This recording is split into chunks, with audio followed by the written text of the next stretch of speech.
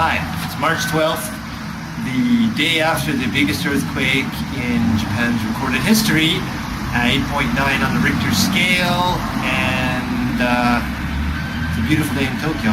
Not so nice up north where the big stuff happened. Anyways, I'm just taking a look at my storage space to make sure everything's okay, and it seems to be okay. So let's head on down to the river where we should be going, and just make sure there are no fools out there jet skiing on the river, okay? Let's go. Wow, the river is up. It's really high.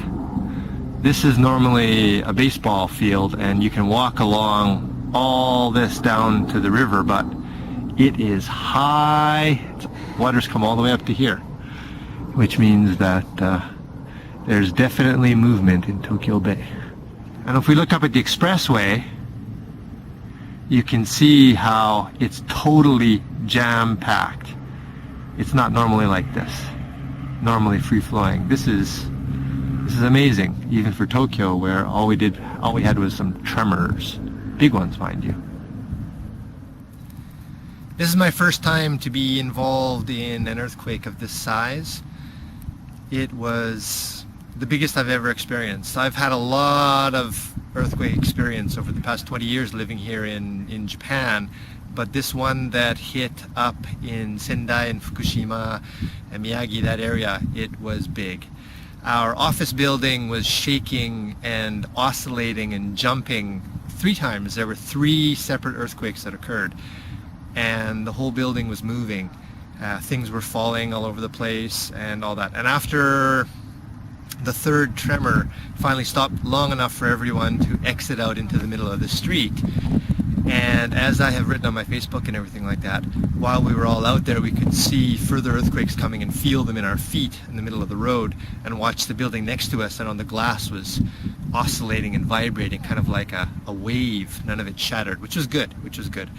And then we went back and looked at the structure of the building and everything like that, and we found that on every single floor there are a lot of cracks in the walls. The building's fairly old.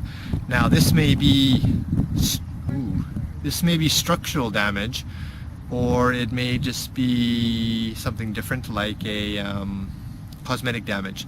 But I guess that the people who review the building are the ones that are going to have to be the one, to let us know. So I'm not sure about that, but we'll find out, I'm sure. Since yesterday, it took me 2 hours to walk home the 12 kilometers from the office, and it was jam-packed full of people walking, which was a surprise as well. It was hard to walk, but I made it home in under 2 hours, doing a fast walking pace. A little bit stiff today because I was wearing not walking shoes or running shoes. But it was good. My friend Megumi had to walk 25 kilometers home from where she was, which was, quite a long walk. I think it took her 6 or 7 hours to get home, but she made it home. One of the things I want to mention is that looking at one of the reviews on the news feeds by Reuters, one of the reporters had said that there was panic in Tokyo, and I have to disagree. I would say for all the reporters out there, please be careful with the words that you're using, because when you use panic during a disaster, everybody immediately gets images of masses of people running willy-nilly, helter-skelter here and there with their arms above their heads, screaming in terror as Godzilla chases after them or something like that. But it wasn't like that. I've never seen a more orderly group of people leaving their buildings and standing outside and moving back in and then walking home chatting and laughing and talking than I did yesterday.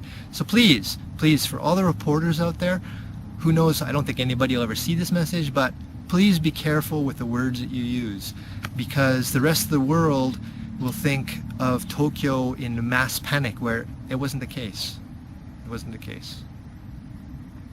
Anyways, that's about it. So we have to head back. I think CJOB, which is a Winnipeg radio station, is going to be calling me in maybe half an hour or so, and hopefully they will get a little bit of me live on the radio station, and I'll tell them the truth. Tokyo's not so bad. We had some good shakes, some good tremors, scared a lot of people. Gave me an upset stomach too, but that's life when you live in this place.